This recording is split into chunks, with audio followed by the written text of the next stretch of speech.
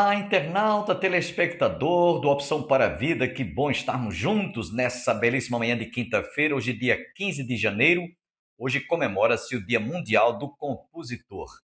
E nós fazemos votos que muitos de entre os nossos inspirados compositores possam compor músicas como esta que você vai ouvir dentro de instantes, interpretada pelo cantor e pastor de saudosa memória, Luiz de Carvalho.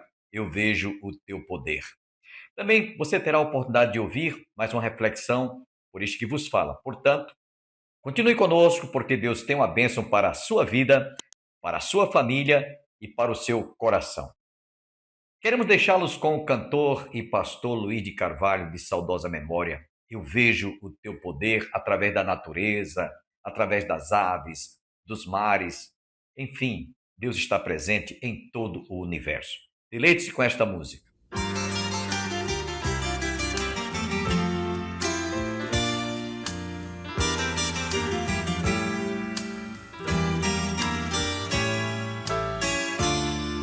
Nas noites silenciosas, no perfume de rosas, eu vejo teu poder, Senhor. No céu estrelado, no dia ensolarado, eu vejo teu poder, Senhor. Na expressão da verdade, na forma de humildade, eu vejo teu poder, Senhor. No alívio da dor e num gesto de amor, eu vejo teu poder, Senhor. Eu vejo teu poder, Senhor.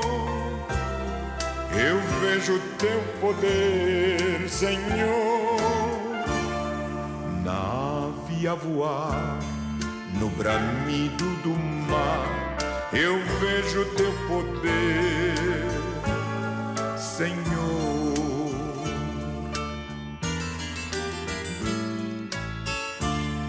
No puro pensamento, no fiel sentimento, eu vejo teu poder, Senhor. Na chuva a cair, na criança a sorrir, eu vejo teu poder, Senhor.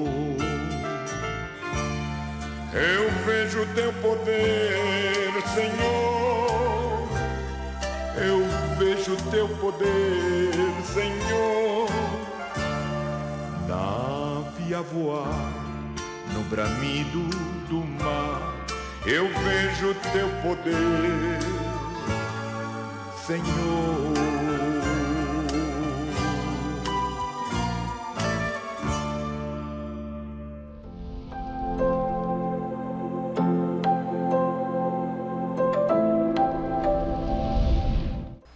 1 João 3, de 1 a 10. Vede que grande amor nos tem concedido o Pai, a ponto de sermos chamados filhos de Deus. E de fato somos filhos de Deus. Por essa razão, o mundo não nos conhece, porquanto não o conheceu a Ele mesmo. Amados, agora somos filhos de Deus e ainda não se manifestou o que haveremos de ser. Sabemos que, quando Ele se manifestar, seremos semelhantes a Ele, porque haveremos de vê-lo como Ele é. E assim mesmo se purifica todo que nele tem esta esperança, assim como Ele é puro. Todo aquele que pratica o pecado também transgride a lei, porque o pecado é a transgressão da lei. Sabeis também que se Ele se manifestou para tirar os pecados, e nele não existe pecado. Todo aquele que permanece nele não vive pecando. Todo aquele que vive pecando não o viu, nem o conheceu. Filhinhos, não vos deixeis enganar por ninguém. aquele que pratica a justiça é justo, assim como ele é justo. Aquele que pratica o pecado procede do diabo, porque o diabo vive pecando desde o princípio. Para isto se manifestou o Filho de Deus, para destruir as obras do diabo. Todo aquele que é nascido de Deus não vive na prática do pecado, pois o que permanece nele é a divina semente. Ora, esse não pode viver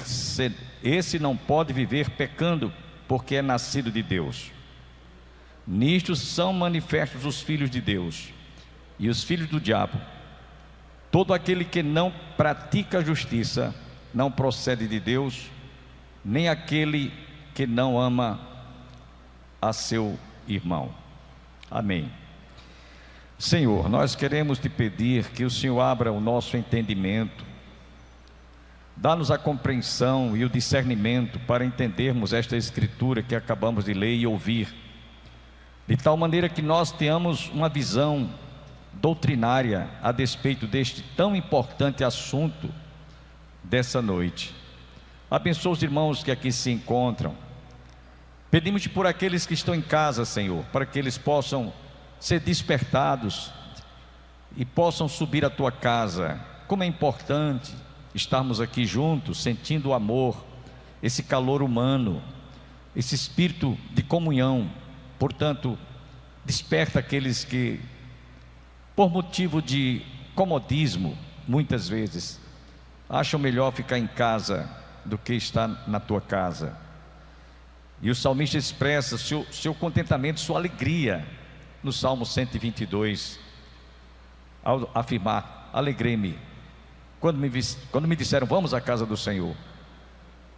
E o Salmo também 84, Senhor, muito obrigado, porque é preferível estarmos aqui na tua casa, nos atos da tua casa, um dia, do que estarmos 1000 dias nas tendas da perversidade. Pardão encontrou casa, andorinha ninho para si, onde acolhe os seus filhotes.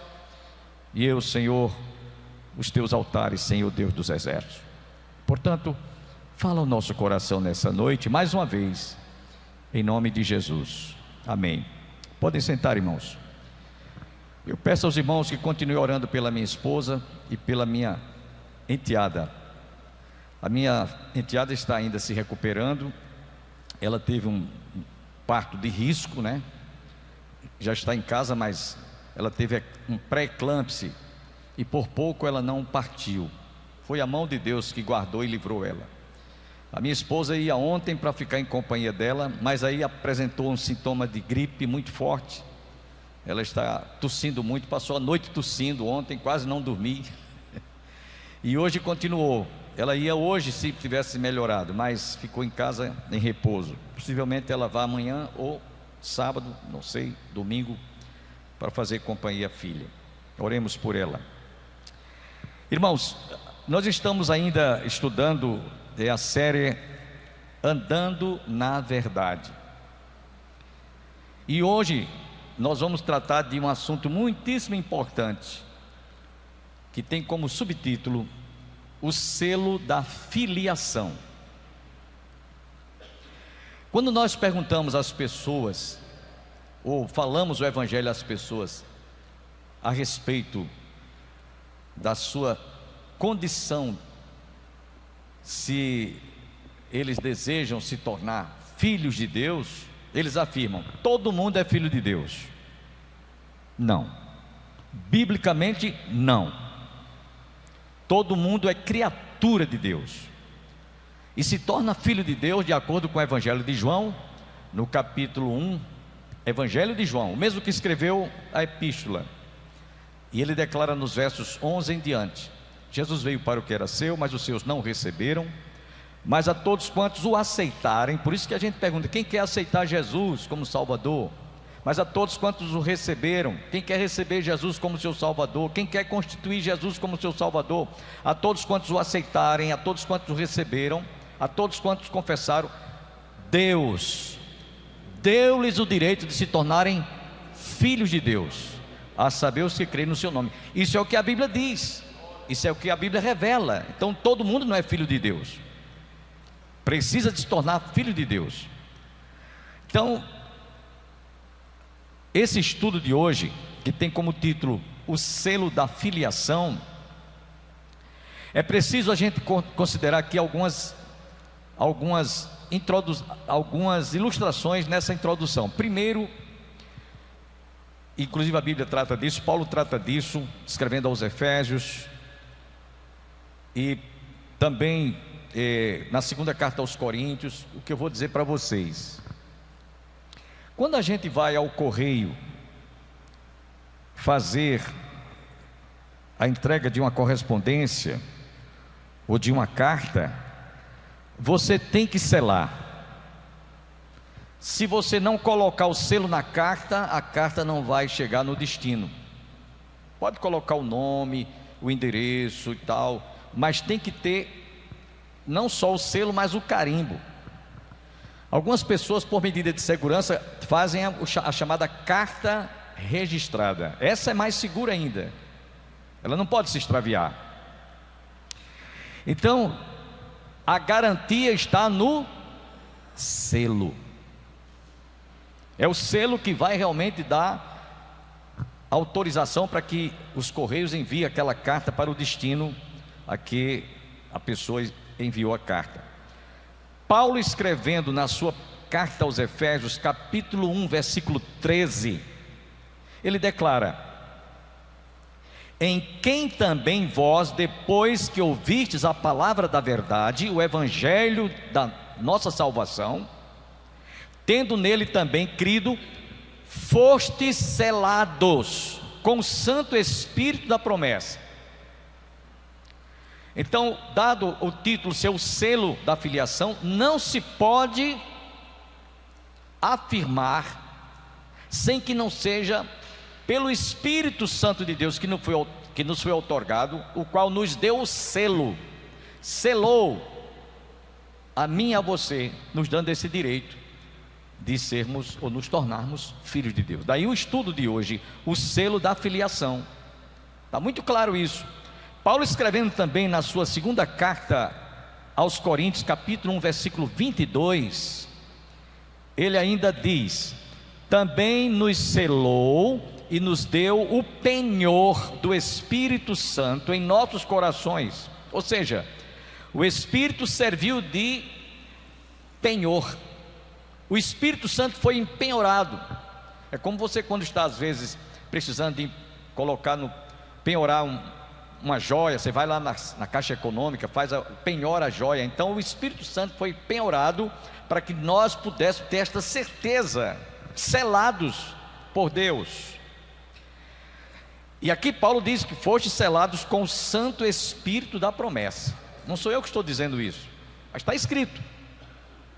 Então, é sobre este assunto, é sobre essa questão que João vai tratar nesses versículos de 1 a 10 que eu li para vocês.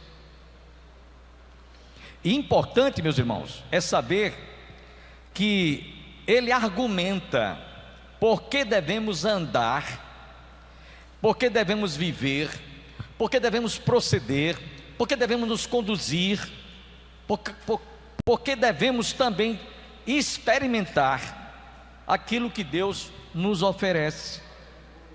O Espírito Santo foi penhorado para que nós pudéssemos ter esse direito de filiação ou de filiaridade. Lembrando que Jesus, ele é o unigênito Filho de Deus, primogênito de Maria, mas unigênito Filho de Deus. E todos quantos confessarem o seu nome se tornarão também filhos de Deus, aqueles que confessarem o seu nome. É isso que a Bíblia nos diz claramente. Essa é a condição para que nós recebamos a filiação de Deus. Paulo, escrevendo ainda aos Romanos, capítulo 8, versos 14 a 17, eu estou trazendo isso aqui para amarrar, através da própria Escritura, a certeza da nossa filiação. Não é uma coisa aleatória. Eu acho que eu posso me tornar filho de Deus. Não, senhores. Pode sim, mas desde que seja pelo trâmite que a Escritura nos mostra. Veio para o que era seu, mas os seus não receberam. Mas a todos quantos o aceitarem, a todos quantos o confessarem, Deus deu-lhes o direito de se tornarem filhos de Deus, a saber os que creem no seu nome.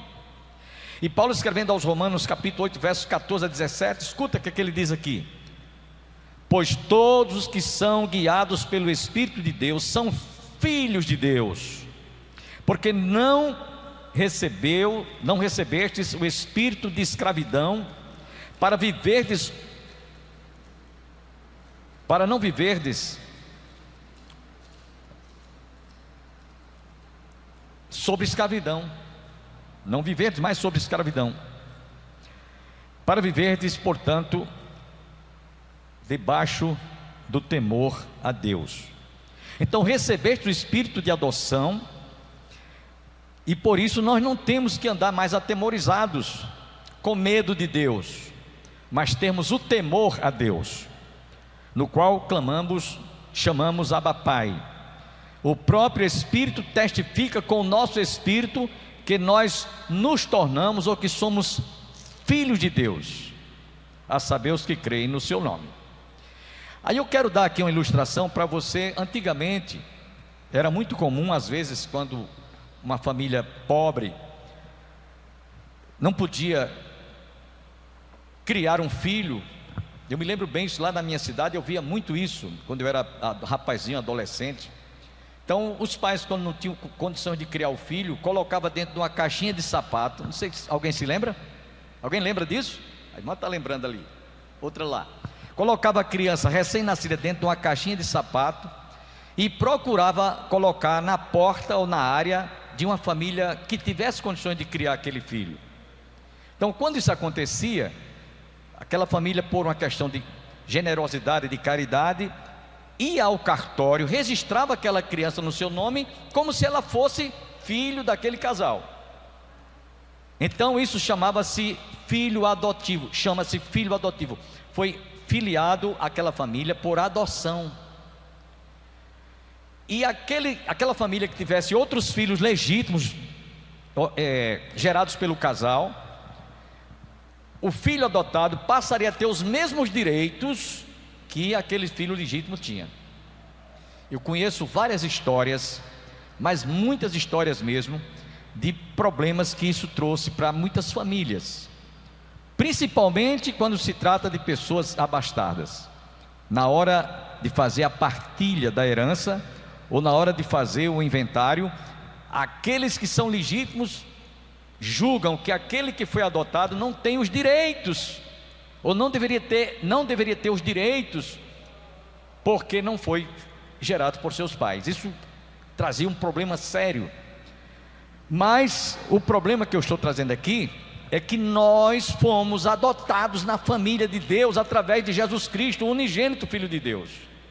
Foi através dele que eu e você fomos adotados e temos os mesmos direitos que a Bíblia nos dá a esse despeito. Por isso que no versículo 17 desse mesmo capítulo da carta de Paulo aos Romanos, ele conclui: ora, se somos filhos, somos também herdeiros, e co-herdeiros de Deus, como Cristo, se com Ele sofrermos, para que também com Ele sejamos glorificados. Essa é a base, esse é o alicerce da doutrina de recebermos o selo da filiação. Portanto, é um privilégio muito grande, eu e você que está aqui, e você que está em casa também nos assistindo, termos essa certeza, termos essa convicção. Se alguém não tem, procure ter, procure alcançar, busque, você vai obtê-la. Paulo, ainda escrevendo na carta aos Gálatas, capítulo 4, versículo 7, ele diz: de sorte que já não és escravo, porém filho, também herdeiro por Deus. Amém, meus irmãos? Você passou a fazer parte da família de Deus e passou também a ser herdeiro e co-herdeiro com Cristo. Então, dada essa introdução, vamos agora analisar. Eu tentei aqui resumir, fazer um resumo de todo esse estudo, a começar do versículo 1 até o versículo 10, para que nós entendamos, para que nós tenhamos uma compreensão. Por que você pode afirmar, por que você pode assegurar, irmão Neucivan, que agora é filho de Deus? É porque botou na cabeça? Não, é porque você creu naquilo que está escrito, a palavra. Então tem que pegar na palavra. Não é numa tradição que passou de pai para filho e ensinou aquilo que deve ser crido assim. Não, é a Escritura Sagrada que me dá esse direito.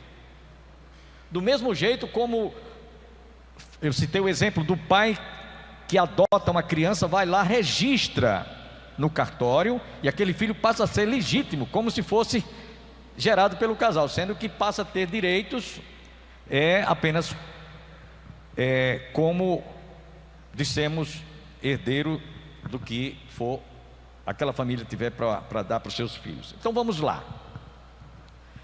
Nos versículos de 1 a 10, nós vamos encontrar João falando sobre a Trindade. Ele fala sobre a Trindade nesses versículos, versículo 1. Então ele mostra o papel da Trindade no ato da salvação e no processo da santificação. A salvação é um ato, porém a santificação é um processo. E o papel da Trindade aqui é primordial, podemos assim dizer. Por que nós afirmamos isso? Porque o Espírito Santo, o Pai, o Filho e o Espírito Santo, eles trabalham nessa familiaridade de nós sermos considerados e sermos recebidos e tratados como filhos de Deus. Então vamos ver o papel do Pai. No versículo 1 que eu li para vocês, ele expressa o profundo e imensurável amor de Deus. Por isso que ele diz: vede que grande amor nos tem concedido o Pai, a ponto de sermos chamados filhos de Deus. Meus irmãos, vejam que esta expressão aqui nos dá a autoridade de podermos afirmar que nós fomos considerados pelo próprio Deus como seus filhos, através da adoção.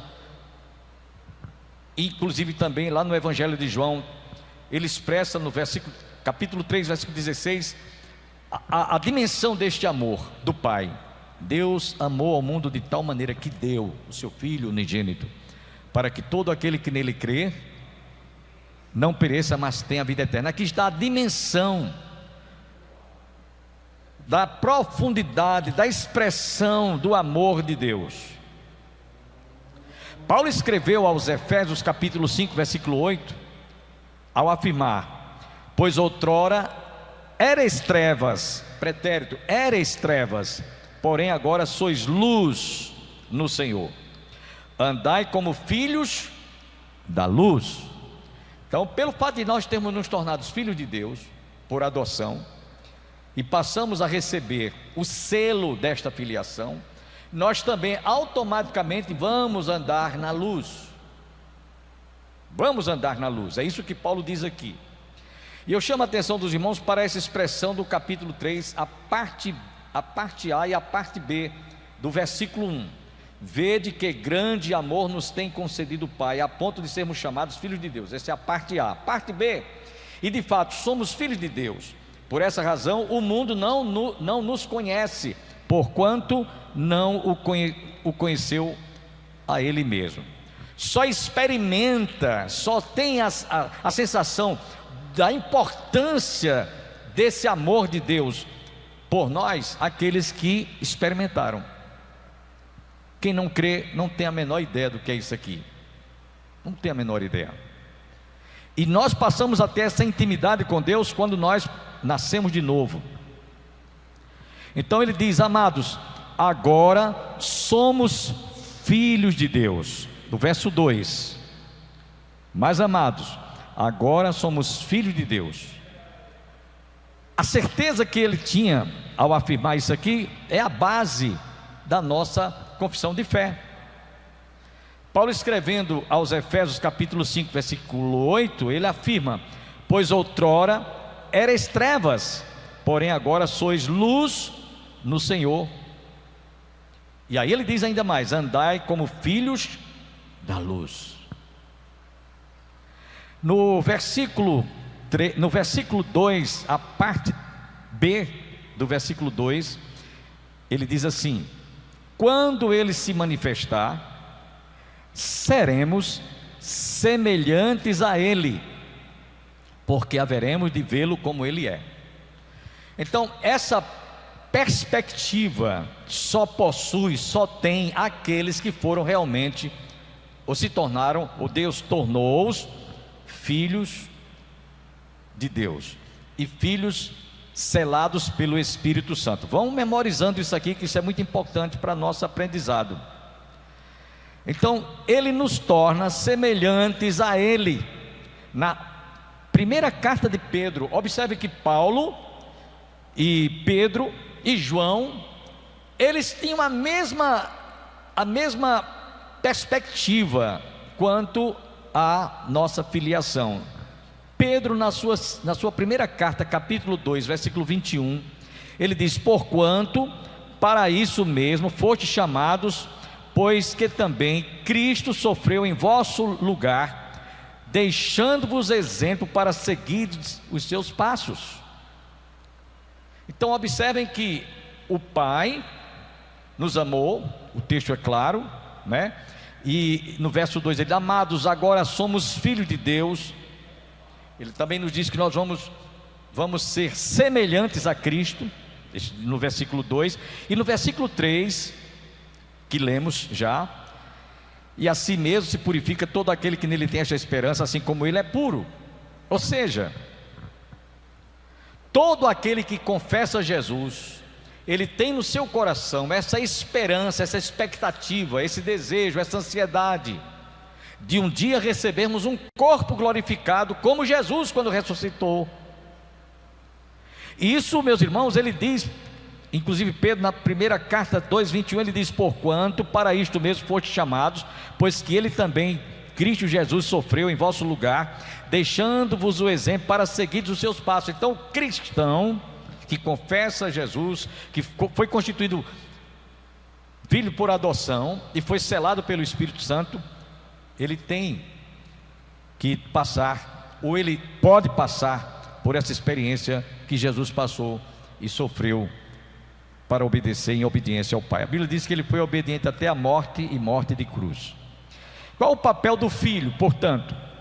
Ele morreu por nossos pecados, inclusive nos versos 3, aqui, verso 4, 5, 7 e o versículo, a parte C do versículo 8. Eu vou ler para vocês entenderem porque o papel do Filho aqui também é importante nessa filiação que você e eu recebemos. Vamos ler os versículos 4, 5, 7 e 8, que é uma sequência tratando de um mesmo assunto. Todo aquele que pratica o pecado também transgride a lei, porque o pecado é a transgressão da lei. Verso 5: sabeis também que ele se manifestou para tirar os pecados, e nele não existe pecado. Vamos para o versículo 7.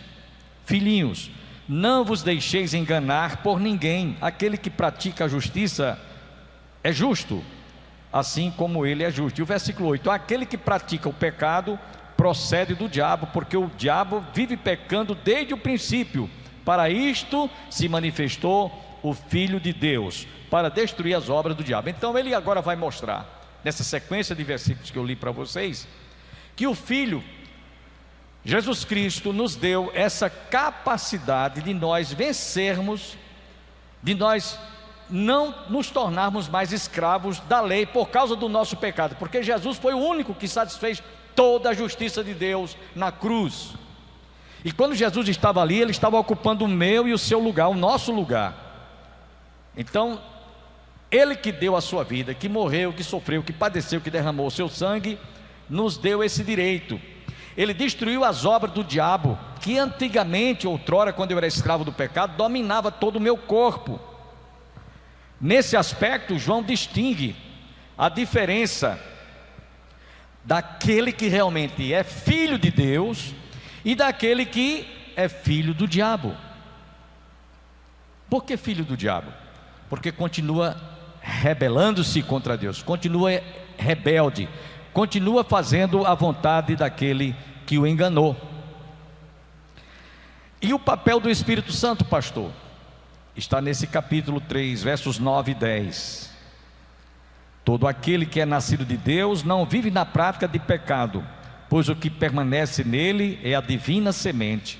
Ora, esse não pode viver pecando, porque é nascido de Deus. E o verso 10: nisto são manifestos os filhos de Deus e os filhos do diabo. Todo aquele que não pratica a justiça não procede de Deus, nem daquele que não ama o seu irmão. O que é que nós entendemos aqui sobre esse aspecto do papel do Espírito Santo? Os versículos 9 e 10, que João está tratando. Preste atenção. No instante em que eu e você nascemos de novo, nos tornamos novas criaturas, o Espírito Santo automaticamente passa a habitar, tabernacular no meu e no seu coração. Eu só tenho que agradecer a você que esteve conosco. Esperamos nos reencontrarmos amanhã no próximo programa, se Deus assim nos permitir.